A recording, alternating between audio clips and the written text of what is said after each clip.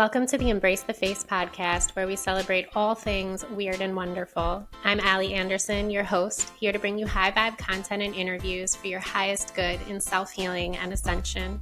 May these episodes bring you all you need in each now, and I thank you for listening, as always. Hello, beautiful souls. Welcome to another episode of Embrace the Face. Today, I have a very special guest here, a topic that is near and dear to my heart. I have Radhika Mukhija. Did I say that right, Radhika? Yes, you were perfect. I did. Okay. Points for me. Yay. Okay. So Radhika is a beautiful soul and she is the owner of Holistic Prana. She's a women's mentor, a meditation guide, an author. Is your book out yet? So my book is it's gonna be published this time next year. My Okay. manuscript is done, but we're doing edits and it's a whole Perfect. thing. Through Random House, right? So Yeah, it will be distributed through Random House and the publisher is Shambhala. I love that. Congratulations. That's amazing. Thank That's a you. huge accomplishment. Thank Radhika you. reached out to me and she wanted to be a guest on the podcast, and I am so honored. So, just a little background before she shares her story. She's going to take the stage. She was a corporate executive and she's going to share her story about how she followed her heart and got to where she is now. So, for me, for listeners and those who follow me, Ayurveda is very special to me. So, I started out in 2019. I went to Panchakarma retreat. I used to go to the Himalayan Institute frequently in Pennsylvania. And I strive personally to live an Ayurvedic and holistic lifestyle. I'm not perfect, but I have learned a lot over the latter 6 years. I've studied, I've read a lot of books, again, been to a lot of retreats, and I am just so excited to hear your insights and just everything that you have to share. So this is going to be an amazing episode for anybody who's looking to just kind of take a step back, slow down, and find a healing lifestyle and practice that works for you. Radhika, without further ado, the stage is yours to share your story. And thank you again for being here. Well, thank you for having me, Alison, and thank you for the introduction. Appreciate it. Basically, how I landed up doing the work that I do, like you rightly said, I was doing executive search, which is basically hiring C-level executives for corporates before I got into this and then into the work that I'm holding right now. The story was pretty organic, just like how I didn't intend to be an author, it just happened. My mother got diagnosed with cancer, and I got this intuitive guidance from source, if you will, to go to the bookstore and get books to read on how I can support her chemo through nutrition and holistic practices. And that sort of, piqued my interest in learning more and go more in depth. So when I lost her eventually after a few years, I went back to school to study health coaching. I used yoga to grieve through the loss of my mom because I was very close to her, and it was my first loss of a person that was so close to my heart. So I found myself at yoga studio. I was living in Austin, Texas that time. Right now I'm in Colorado. And I would go to the yoga studio and practice twice a day sometimes. And it was like helping me recalibrate, cleanse my emotions, recalibrate my mind, body, just moving the grief. And also like coming into this deeper realization of what happened. I was trying to make sense of what happened with her. How did I lose her suddenly? How did this happen? And of course, life is such you can't really analyze it, but here I was, and I was trying to get into the wisdom of what happens in the body, what happens in the human mind, like how is all this connected. After I had this experience of healing through my own yoga journey, I decided to become a yoga teacher training. I did the yoga teacher training to become a yoga teacher. And then I wanted to go back to school to study health coaching and nutrition. And I kept adding on certifications like Ayurveda and a human potential and all of these certifications around nutrition and functional nutrition to really understand the connection between the mind, body, and what happens to an individual, how is it all connected. And that is how then I decided to create my offering after I had that, knowledge from certifications. And also, like, I realized that I grew up with a lot of this wisdom, growing up in India. And so I combined that into an offering, and I started working with women, which was basically around health coaching to begin with. And now how it's evolved over the years is that there is the element of like mentoring. I also work with women who are going through transitions in their life. I've also studied grief and trauma work. And so if they're going through any grief, if they're going through any transitions, like a new job, a relocation, to loss of a loved one, to a divorce, I also carry them through those transitions. A lot of time, women come to me for the health manifestation of problems, like if they don't know what to eat or they have a digestion issue. I also learn like functional nutrition related, consults with them. I can run labs to understand like the root cause of what's going on, why are the hormones behaving this way. But then eventually, when all that is cleared up, they want to reach the higher consciousness or spiritual goals, deeper purpose, mental, emotional, energy management, and those kind of things. So I use philosophies from ancient wisdom. Sometimes I don't spell it out because not everyone is curious to know about it. But in my coaching itself, mentoring, I use wisdom from Ayurveda, which is the sister science of yoga, healing, as you already are aware. And then I also combine it with coaching psychology, neuroscience, human potential, and like just offer them this different tools, as each one is so unique in their journey. So if they're coming for life coaching, there's a different sort of intake form for that. If they're coming for nutrition and health, there's a different intake form for that. And sometimes it's a combination. So I really meet them where they are and take them through, whatever they need to in terms of their goals.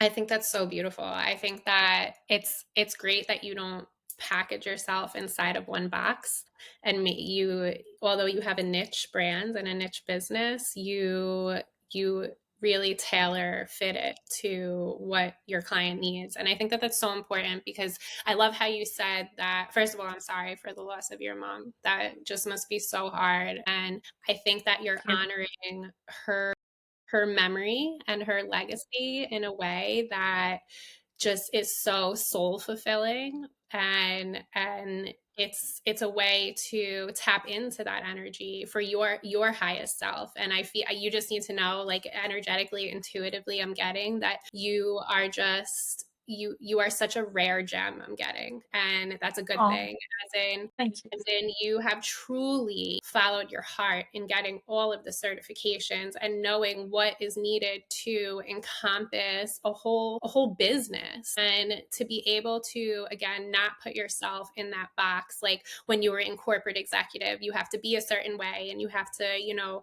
you can only do A, B, and C. Like I feel like you just make everyone feel so welcome and feel so held and safe. And I think that that's a rarity and very beautiful. And I think how you said that everybody, to learn how to process your grief, and everyone grieves differently, and there's no right or Mhm. wrong way. And it's just how you find that flow, right? How Mhm. you can find what works for you.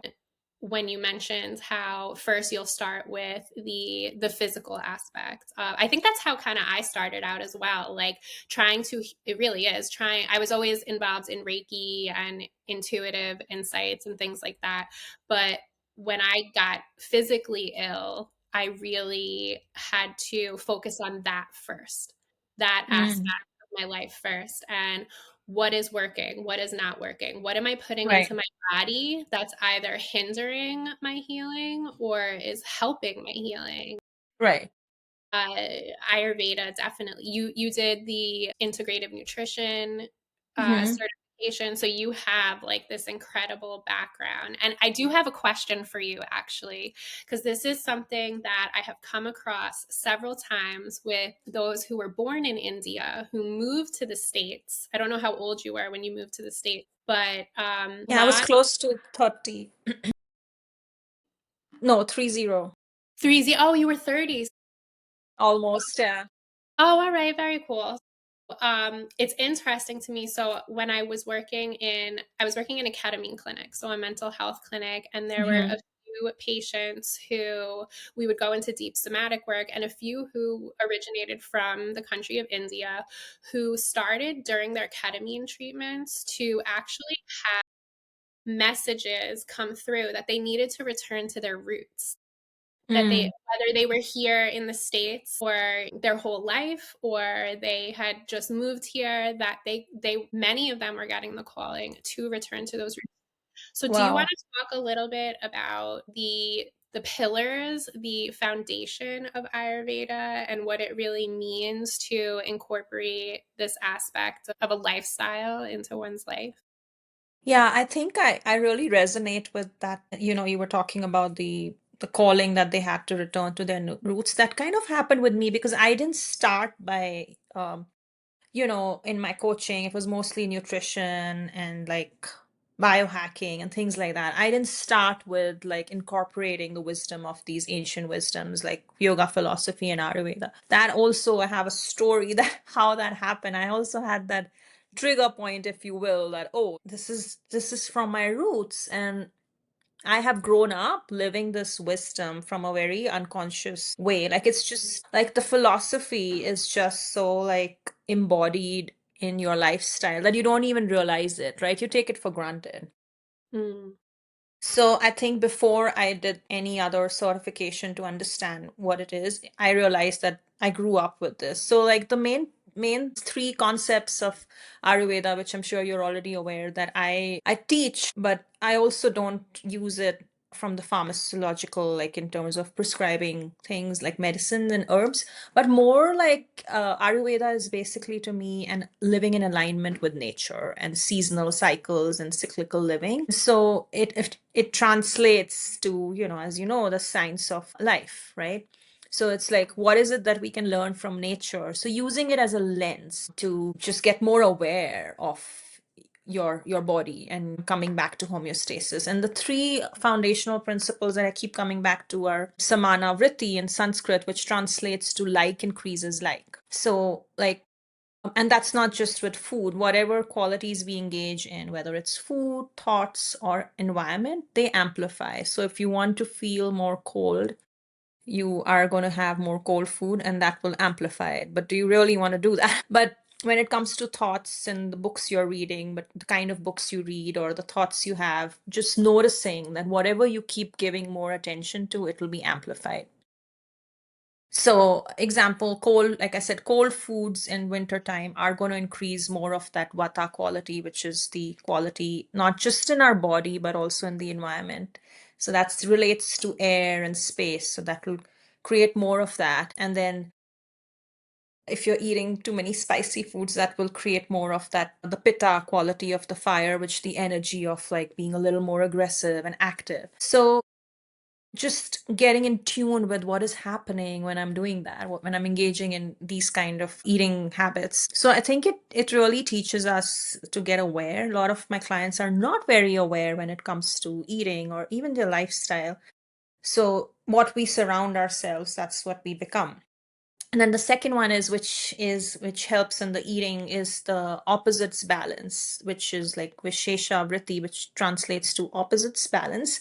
So to restore balance, we invite the opposite quality. So if there's too much heat in summer, we bring in cooling fruits. We have more coconut water, right? We have more cucumbers and like salads. Whereas right now in winter, we're not going to have like icy smoothies, and it's just going to kill our digestive fire, make us more cold, right? We want to create heat in our body, so we balance with the foods. And then again, some, if there is also the quality of a little bit of inertia setting in winter, so how do we counterbalance that with a little movement? So that is what this principle teaches us, that the opposites balance. And then the last one, which I love, is that everything is connected. Loka Purusha Samaya translates to that everything is connected. So the macrocosm reflects the microcosm.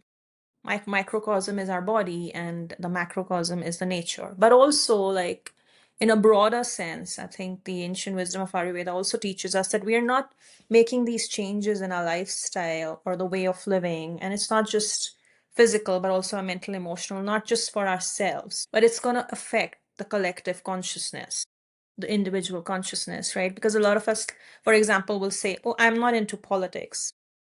But really, you're not living in a mountain as a sage. You are living in a society which is influenced by whatever is happening politically, environmentally, the ecocide, whatever is going on, climate crisis. We are all connected. So, what can we do at the individual level that will have an energetic shift in the collective consciousness? So, of course, Ayurveda talks about this principle very simply, that everything is connected, which is, all the same five elements: earth, water, fire, ether. They're in the environment and they're also in our body. So when we live in rhythm with nature and the seasons, we keep coming back to harmony. And then we shift our consciousness, which in turn has the ripple effect on the collective, right? So, I mean, even though we can't on an individual level, if there is something happening in another part of the world where people are dying, we can't really go there and support, but we can, at our individual level,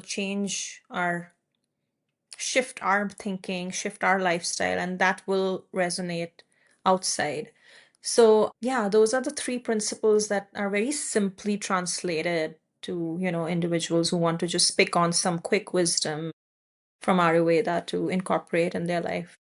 I love it. Thank you for that explanation. That was like a beautiful way to explain it in a minute or so. So thank you. Yeah. The first thing that stands out to me, so first of all, you spoke to my soul and everything you explained. So my primary dosha, I'm a vata dosha primarily. So the wind is not my friend very much, and the cold is like this is a season where, so for example, I'm cooking more soups. I'm like you said, I'm not eating the smoothies and the ice cream and the icy things. I'm not putting ice in my drinks. I'm drinking more warming and grounding fluids and eating more grounding and warming meals. So thank you for pointing that out for listeners, because I don't think many people realize that. I think they think that throughout the year, like it's just healthy to eat in this such a way, or healthy to eat a salad every day, or to eat cold items, and it's really not. So I think nutrition is the key to healing the microbiome, and then our serotonin is formed in the gut, and then we become happier beings, and our mentality is then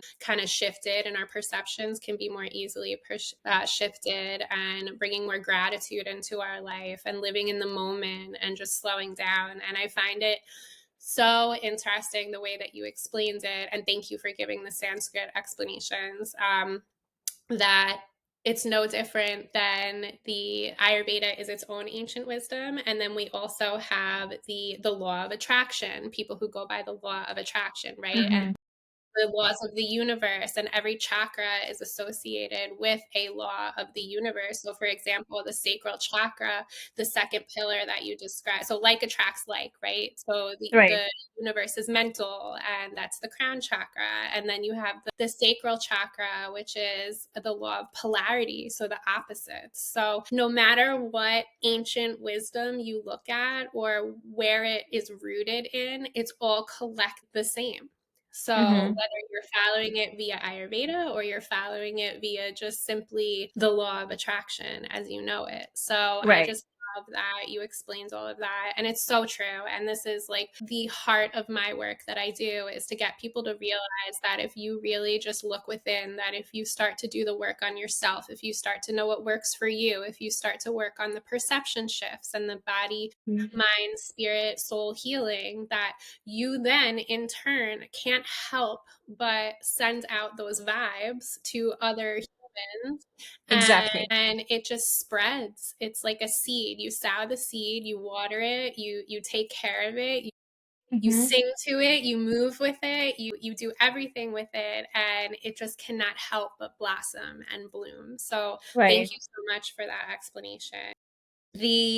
The idea of biohacking to me, and as you said, the human potential is fascinating. And I know that there are people out there who are trying to live to be like almost like immortal. Like they want to live to be over 100 years old. And I love the blue zones. If you don't know the blue zones, I talked about this. Yes. I think that like all of this kind of interplays. What I guess the next question would be is what is like your favorite thing about what you do? What lights you up? What all these different certifications that you have, what's your favorite thing to present to others, to share with others? Or is it just like whatever they need in the moment you are sharing? But is there a favorite that you have? I think, yeah, when it comes to working with clients, it's very individual based on, like I said, what they need, in that moment, or what is their goal? Is it related to health or life? But I guess the most important favorite thing would be self-awareness, because I think that translates to probably like the overall shift in mindset, whether it's you're trying to make a change in a habit or lifestyle or relational dynamics, the kind of people you're inviting in your life. I think just having that awareness of who you are, what you need, your desires, because a lot of people are a little unconscious and unaware when they wake up in the morning and moving through life, just sort of on a like automatic level without really pausing. Like, what is it? Wait, what do I need? Mhm. And Yeah. so, like, really going into the heart and asking yourself. And yeah, I think that is probably my favorite thing to share about self-awareness and intuition. And that's how you then listen, build your intuition. And of course, everything is related. If your physical body is blocked, your gut health is not optimal, then you don't really have those channels opened up, right? Your intuition and your self-awareness. So it's all connected. Yeah, your nadis. That's one of my favorite words. Your Yeah. channels, your nadis. I Nadis. love the Yeah. chakras. I'm obsessed with the chakras. So yeah, when you don't have flowing energy, when your prana is not flowing freely, then you can feel a little like you're walking around like a robot almost. That's probably one of my favorite things as well, is to Mm-hmm. lighten people to their level of Yeah, self-awareness. exactly. Are you living as a human, or are you remembering that you are a spiritual being having this human experience, and what can you do Right. about it? What can you do about it to shift that and heal and ascend? Right. Yeah. And I think honesty and integrity, like how are you being to yourself? Like, are you really being honest to what your heart desires? So important. Because a lot of people use spirituality, but they sort of do a lot of spiritual bypassing in the sense that it doesn't matter if you have a spiritual practice, but I think what matters is the fruit of that practice. How are you not only showing up to yourself, but how do you make the other person feel? So I feel like doing the right thing is also really important. Being a good person, like the basic qualities. Um, Acts of uh, yeah, acts of service. Yeah. Yeah, because people always will remember how you made them feel. so true. Yeah, the impact that we have on each other is paramount and so Right. influential. Yeah. Right. So, what would your words of wisdom be to somebody who is, this is my favorite question to ask. I always ask everyone, what are your words of wisdom if somebody were to come to you and say, I want to leave the corporate world and I want to start my own business and I want to do all the things, like-minded things that you're doing. What would you tell them? What is the first step that they should take before You mean jumping think in? like-minded things that I'm doing? Yeah, yeah, or if they just in general want Want to to leave their transition?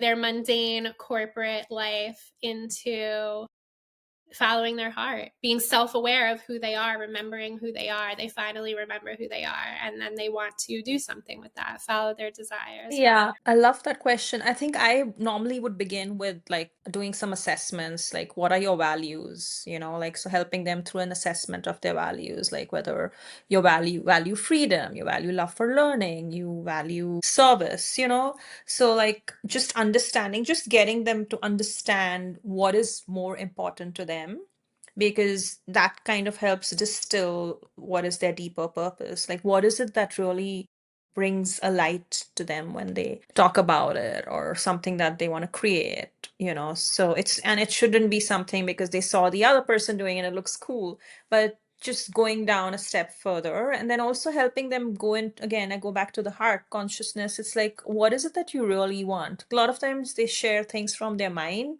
which is important. You want to know at an intellectual level and a cognitive level, but also like getting in touch with your heart and like just helping them ground and get into the heart consciousness, and then do a practice with that, and then asking them, what is it that you really really want, getting into the, in like the Japanese wisdom, they talk about the hara, the gut and the heart connection. And so like when, for example, like if they have a goal also of even when they come for a goal, I want to lose X amount of weight. That's a very cognitive way of thinking. But when they go down to their heart, like, why do you want to do that? Because I want to feel more feminine. I want to feel more flow or whatever. So similarly, when it comes to like that transition of what you want to move into from this corporate job, like, what is it that really lights you up from the heart? So that sounds very simplistic, but it takes a little bit to get there. So we start with the values and getting into their heart and asking them what is it that they really want. And then doing something like a strength finders, which is again helping you like, what are your key strengths? What is your unfair advantage? What is it that makes you unique from others? And then combining all of that and then brainstorming as to what it could be that they want to, shift into creating, whether it's like an offering or a business or. I love it. Such sound advice. I love how you said, don't just do it because other people, you think it's cool because other people are doing it. And that's so true. We're so unique. And I think we try to chase this vision of what we think we're supposed to look like and what we're supposed to do, but instead it really is uniquely your own blueprint that's in that heart center that is guiding you, that's going to give you all the answers that you need, or at least that's what I think. When you get out of the head and into the heart, it's like everything Right, comes too. And I right, always tell people too, if it's an idea that keeps coming back to you, if it's a passionate idea, even if it's something silly like baking bread, like look at how big baking bread has gotten now in the world. You can have a whole following and have a whole business over baking bread. If that's what makes your heart happy, do it in your own right. way. Do it in the way that lights you up, that excites you, that makes you feel like you're in flow. And I think going back to all of it is making sure that your nervous system is regulated, that your nervous system Exactly. feels safe in your body, that you feel grounded in your body, and utilizing all of the tools and techniques that you mentioned today are just so important, an integral part of my life and how I got to where I am. So I thank you so, so much for coming on today and sharing your wisdoms and your beautiful business. And I will definitely share business information and your website. So if anybody wants to work with you, and I did see you have a free guide, correct, on your website? Yeah, Like, I do. Huh? yeah. Yes, yeah. So anybody can check that out, a free guide into tapping into your own innate wisdoms. And thank you. Thank you so much. And do you have any last words of wisdom for listeners? Yeah, no, I just wanted to say that if they're curious about, I have a book coming in next year around this time. It's called Radiant Rituals, and it's based on these ancient wisdoms that I was talking about. And it's a great book for anyone who's going through, like a guidebook for anyone who's going through a transition in life. And if you're interested, you can sign up on my email list, and you will know when it's ready to be, in the market for you to buy. But other than that, yeah, thank you for having me. I Yeah, appreciate our thank time you. together. Thank you. Yes, same here. And I look forward to reading your book also. So thank you, Thank you. everybody, for listening. Peace out and God bless. Hello, hello, beautiful souls. Thank you so much for tuning in as always. And today I wanted to just take a moment to share some of my products, my organic, holistic products, and my 2026 astrological planner for your highest good. I do have an apothecary I sell through Etsy. I also sell, you can just DM me, email me, or I also have my products on shelves at Lulu's Organic Juice Bar in Wantua and Lindenhurst, New York. So please do check out my sites if you're interested, or like I said, just direct message me. So first I have my fire cider. This is an ancient tonic. It's organic, all organic minus horseradish. It's very difficult to find horseradish organic.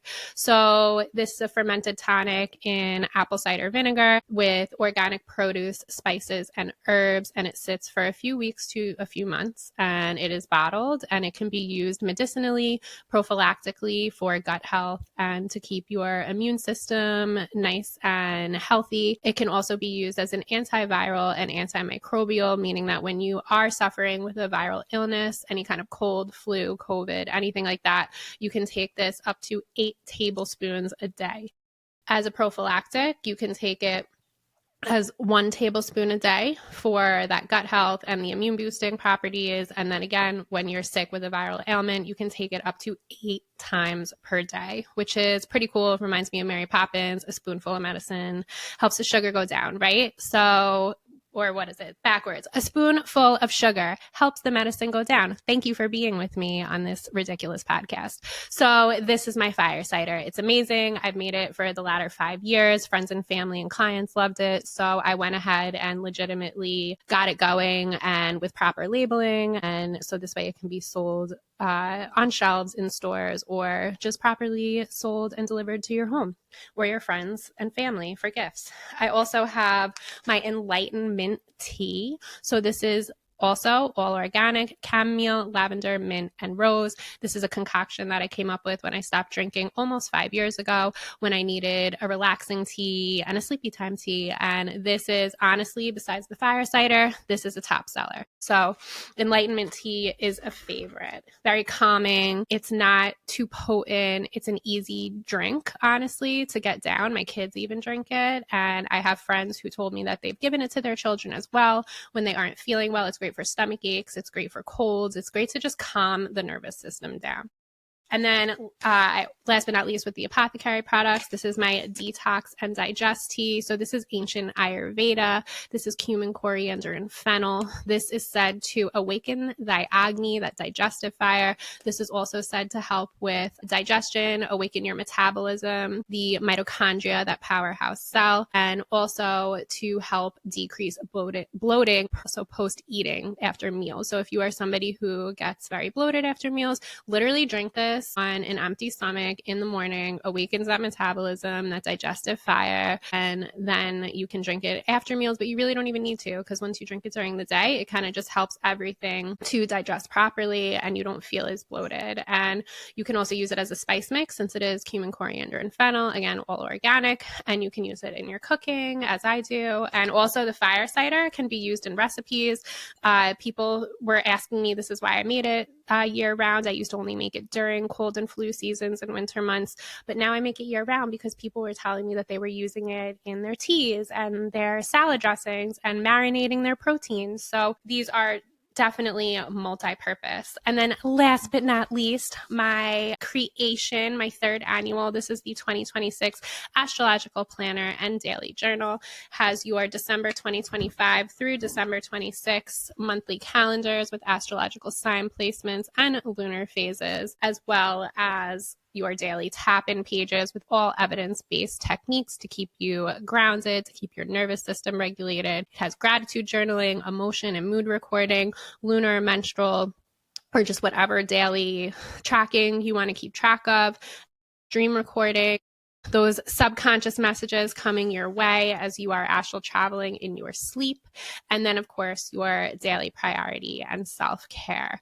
And there's a few note pages in the back, and this is yours for $33 via Amazon. And I am just so excited for every single one of you who have purchased, for every single one of you who look forward to the new edition coming out each year. So this one's for you. Thank you so much, everybody, for joining and listening in. Peace out and God bless.